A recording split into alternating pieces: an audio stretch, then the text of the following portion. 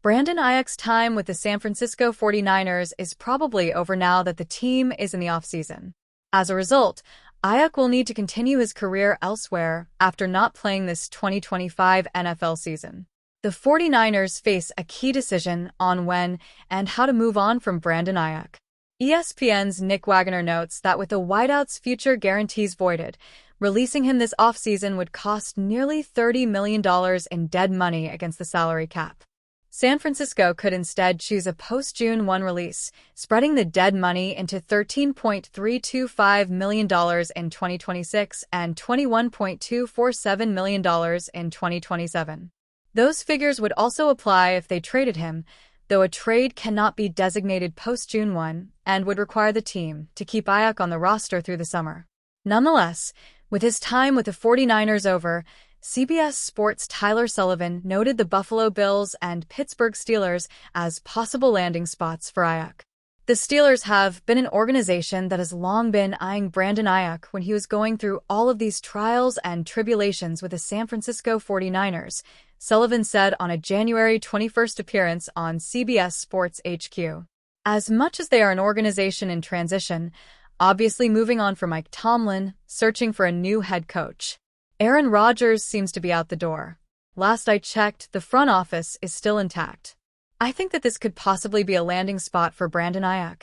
I do think that bringing somebody in like that to pair opposite of DK Metcalf is really important, no matter who you have at those spots, because if we watch the Pittsburgh Steelers this season, it really was DK Metcalf and everybody else.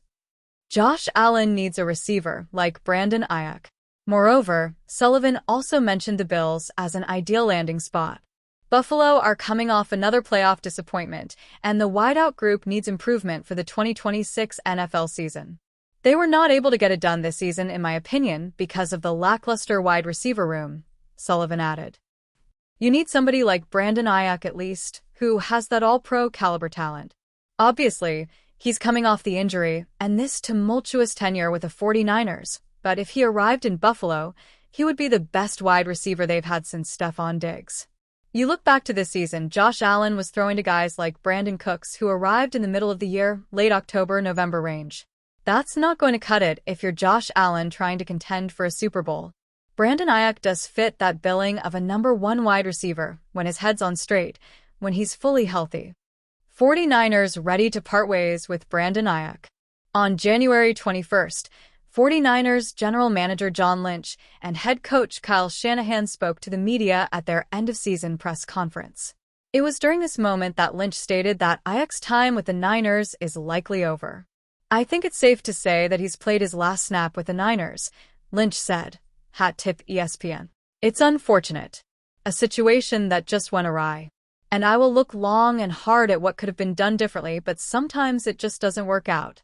And I think that this was a case where that happened. Former Pittsburgh Steelers linebacker Ryan Shazier may be one of the biggest what-ifs in the National Football League. Shazier played for the Steelers for 4 years after being drafted with the 15th overall pick in the 2014 NFL Draft. He tallied 299 tackles, 24 TFLs, and 7 sacks in 46 career games. The Ohio State product was a key contributor to a Steelers defense that ranked among the league's best. However, Shazier suffered a severe spinal cord contusion during a game against the Cincinnati Bengals in 2017 that left him temporarily paralyzed from the waist down. It ended his NFL career. Over time, Shazier rejoined the Steelers, began to walk again, and credited Mike Tomlin for the role he played in his recovery. Ryan Shazier calls Mike Tomlin family in an emotional message. Following Mike Tomlin stepping down from his role as the head coach of the Pittsburgh Steelers, Shazier penned a social media post to his former head coach. Throughout the post, Shazier called Tomlin family and said Tomlin changed my life in ways that go beyond football. Shazier's full message: 2 decades of leading this organization with an unshakable belief and a standard that never wavered. Coach Tomlin, you changed my life in ways that go beyond football. From the moment you drafted me, you saw something in me and pushed me to be great. Those late-night film sessions, just you and me, grinding through defensive schemes when everyone else went home. That meant everything. What you did in that hospital room, holding linebacker meetings from my bedside, never letting me feel alone for a single second. That's when I realized you weren't just my coach. You were family. You kept me on the roster for 3 years while I fought to walk again. Never once made me feel like I was anything less than a Steeler. And then this year, when I didn't know what was next, you brought me back home to your coaching staff. You believed in me again. You gave Pittsburgh 19 years of unwavering leadership and never compromised on what this organization stands for. Thank you for seeing me when I was 21. Thank you for holding me up when I was 25 and couldn't move my legs. Thank you for giving me purpose again at 32. You made me believe. #Shaleave forever, coach. Shazier highlighted the fact that Tomlin kept him on the roster for 3 years during his recovery and never once made me feel like I was anything less than a Steeler. Shazier joined Tomlin's coaching staff in 2024. After recovering from his injury, Shazier joined Tomlin's coaching staff as an offensive assistant coach in 2024. He helped with running backs, offensive schemes, and special teams. He was often seen at practice working alongside running backs coach Eddie Faulkner and special teams coordinator Danny Smith. It's unclear whether Shazier will continue to coach with the Steelers following Tomlin's departure, but he has surely accomplished plenty. He credits Tomlin for a lot of what he's been able to do. The Pittsburgh Steelers are about to make perhaps the most important decision they've made in 19 years. This franchise has had one head coach since 2007, but after Mike Tomlin stepped down after a nearly 2-decade run, the next coach has massive shoes to fill. And if history repeats itself, the new HC hire could be in Pittsburgh for a long time. The Steelers were quick to gather an initial list of candidates, and with 4 of the 10 head coaching vacancies around the NFL already filled, we are beginning to narrow down their selection. Their top choice points to Chris Shula, the Los Angeles Rams defensive coordinator.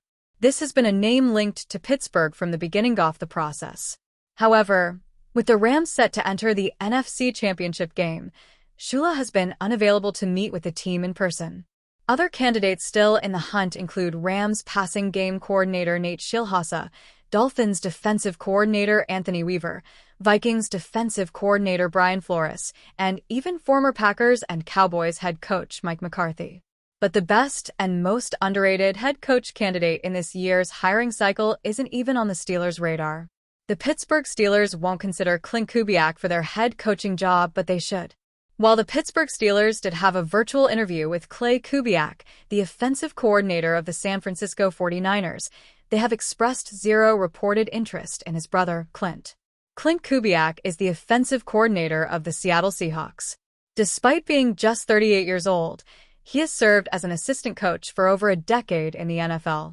In his first year as OC in Seattle, Kubiak led the Seahawks to a top 10 offense, which included the second-ranked scoring offense, 29.1 points per game, and the seventh-ranked total offense, 347.4 yards per game.